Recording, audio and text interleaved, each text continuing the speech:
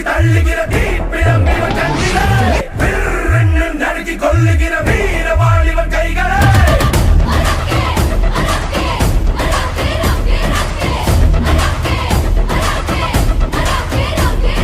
சர்ரென்று புழுதி பரபரக்கும் சிங்க சீரல் இவன் மூச்சிலே சர்ரென்று திமிரி முட்டும் தறி ஜல்லி கட்டிவன் பாய்ச்சலே